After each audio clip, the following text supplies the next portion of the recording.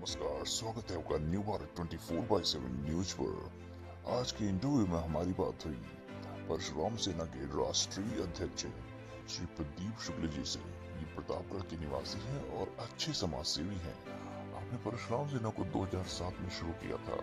इसमें परशुराम सेना के देश के कई राज्यों में और जिलों में लगभग 25,000 सक्रिय पदाधिकारी और लाखों की संख्या में कार्यकर्ता है, जो भगवान परशुराम के आदर्शों पर चलते हुए कई तरह के सामाजिक कार्य कर रहे हैं। आपकी सेना के माध्यम से गरीब कन्याओं का विवाह, जातिगत आरक्षण का विरोध, 1100 वृक्ष प्रतिवर्ष लगाने का कार्य और ब्राह्मण उत्थान के अभियान व परशुराम जयंती मनाने का कार्यक्रम संपन्न किया जाता है।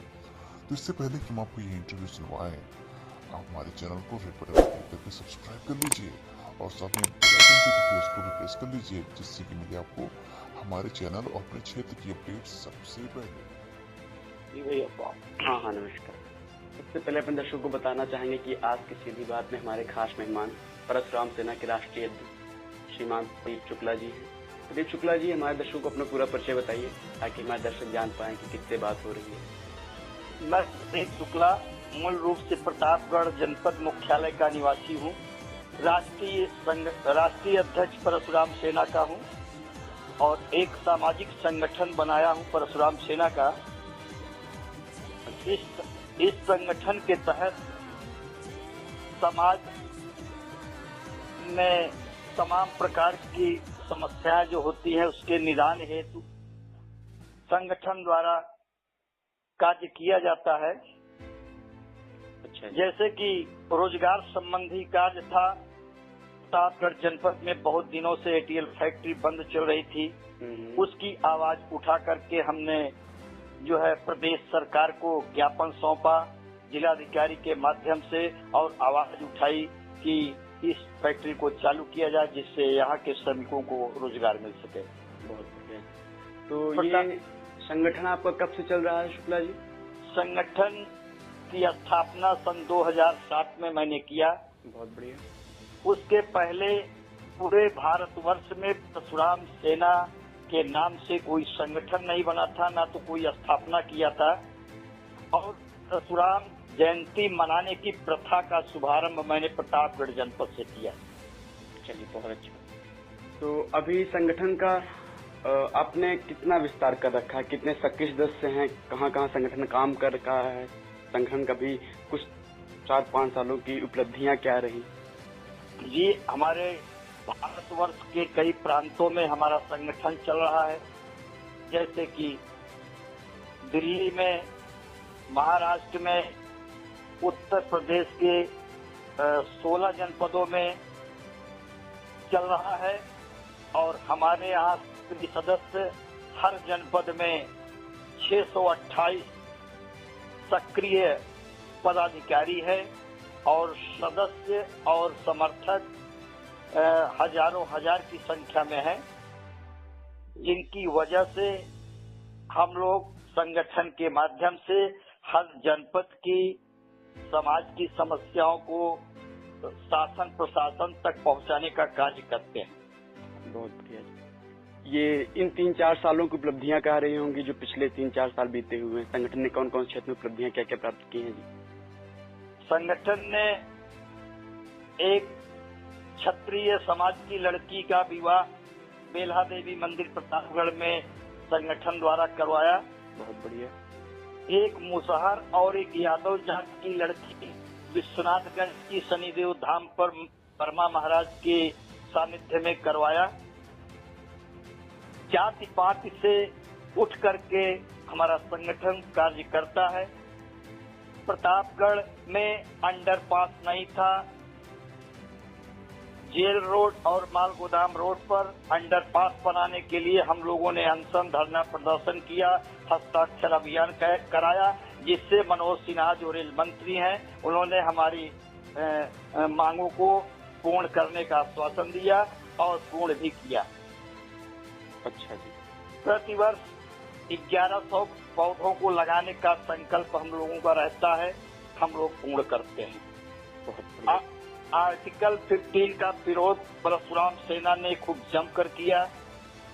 SC/ST का विरोध प्रतापगढ़ से ही शुरू हुआ और जमकर महीनों लगातार चलता रहा और छात्राओं जो भद्रता हुई उसका विरोध किया और उसको न्याय दिलाने का कार्य किया। संस्कृत भाषा को पाठ्यक्रम में सम्मिलित करने के लिए ये मांग किया, आवाज उठाई। महापुरुषों की जयंतियों और हिंदुओं के पर्व को धूमधाम से परशुराम सेना की अगुवाई में प्रतापगढ़ जनपद ही नहीं, जहाँ जहाँ संगठन है 18 जनपदों में 16 जनपदों में सब जगह मनाया जाता है। बहुत अच्छा। नदियों की साफ सफाई परशुराम सेना हर जनपद में अच्छा जी। स्थलों पर अगर किसी प्रकार की है तो परशुराम सेना उस समस्या के लिए तैयार रहती है, शासन प्रशासन तक आवाज पहुंचाती है और समस्या का समाधान होता है। बहुत अच्छा जी। ब्राह्मणों का उत्पीड़न जहाँ भी होता है, जहाँ पर ब्राह्मणों की हत्याएं होती हैं, वहाँ पर परशुराम सेना उस पीड़ित परिवार के साथ खड़ा होकर दाहिने पर उस पीड़ित परिवार को न्याय दिलाने का कार्य करता है अंतिम सांस तक, जब तक उसको न्याय नहीं मिल जाता है। बहुत बढ़िया। सोशल मीडिया पर तमाम प्रकार के लोग ब्राह्मणों के विषय में आपत्तिजनक टिप्पणी करते हैं, जिसका पुरजोर विरोध करके मुंह तोड़ जवाब दिया जाता है परशुराम सेना द्वारा। बहुत अच्छा।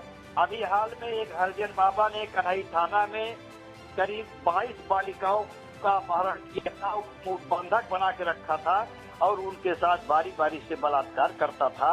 उस बाबा के चंगुल से भाग करके एक लड़की आकर के प्रतापगढ़ मुख्यालय कचहरी में पहुंची।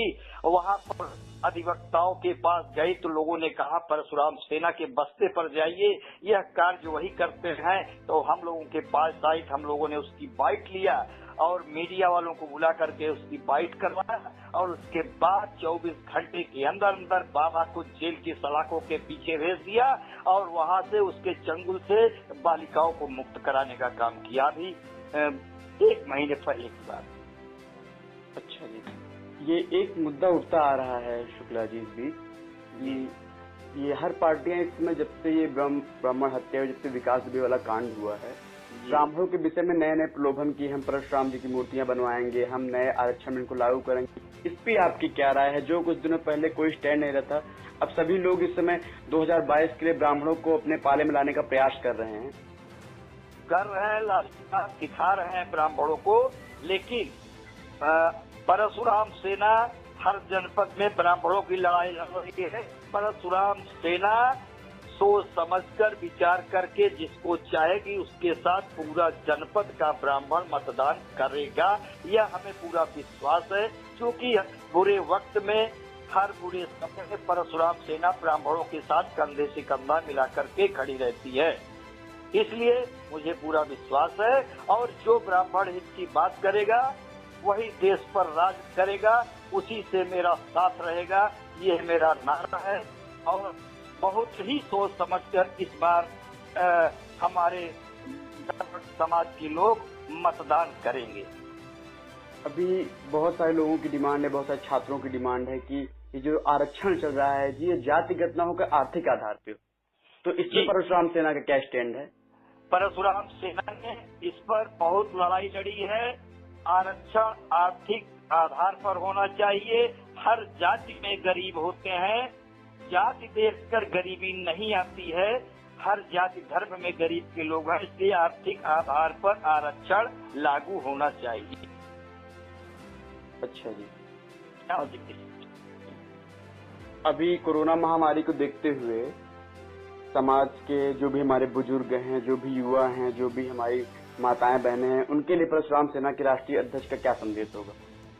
हमारा संदेश ये है कि जब बहुत ही आवश्यक कार्य हो तभी वो घर से बाहर निकले, नहीं तो परशुराम सेना की टुकड़ी हर मोहल्ले में टहल रही है, अपने को सुरक्षित रखते हुए और लोगों को सुरक्षित करने का संदेश दे रही है। जिसको जो आवश्यकता हो, जिसके यहाँ कोई गार्जियन घर से डर के मारे कोरोना बीमारी से न निकल रहा हो, उसके घरों का सामान परशुराम सेना उसके घर पहुँचाने के लिए तत्पर है और कई जगह ऐसा कार्य परशुराम सेना ने किया है। अच्छा जी, तो लगातार जी ये जो अपना परशुराम सेना संगठन है जी आपका, इसका फ्यूचर प्लानिंग क्या क्या है? मतलब किस क्षेत्र में काम करेंगे, या राजनीतिक क्षेत्र में भी एंट्री होगी, या सिर्फ हम लोग आपका संगठन लोगों को सपोर्ट करेगा? क्या व्यू होगा फ्यूचर में? परशुराम सेना किसी राजनीतिक दल का पिछलग्गू नहीं है, ना तो राजनीतिक पार्टी है। यह एक समाज सेवी संगठन है।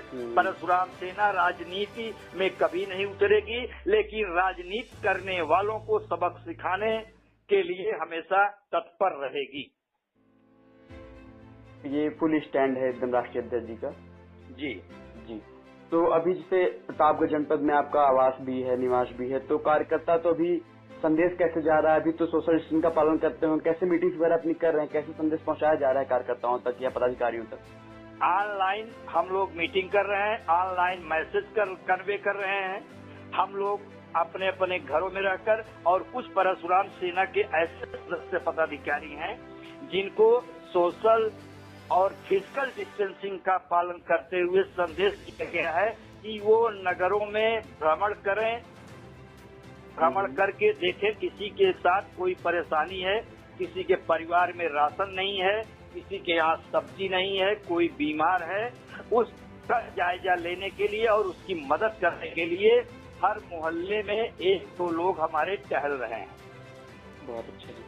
जैसे परशुराम सेना के जो भी कार्य हैं, जैसे कन्याओं का विवाह या वृक्षारोपण या और भी बहुत सारे कार्य, इस कार्य में कितना आपको जनमानस का और स्थानीय प्रशासन और शासन का सहयोग मिल पाता है? धन का सहयोग किसी से हम लोग नहीं लेते। हमारे यहाँ न रसीद छपती है, न हमारे यहाँ चंदा वसूला जाता है। ये सामाजिक संगठन है।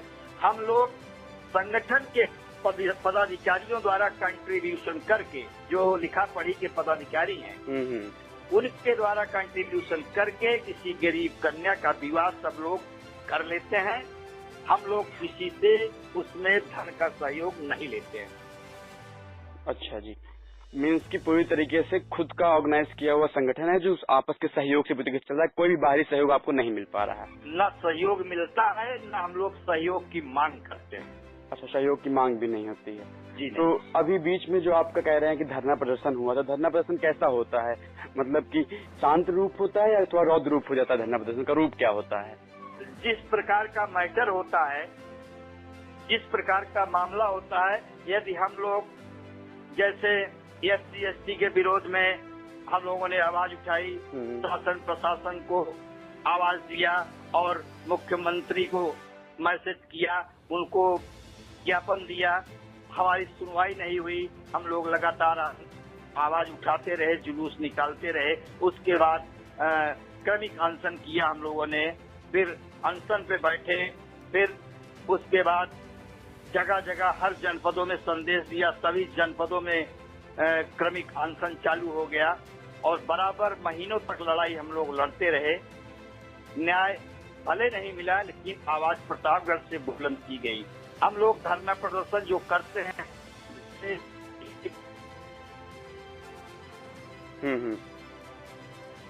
हेलो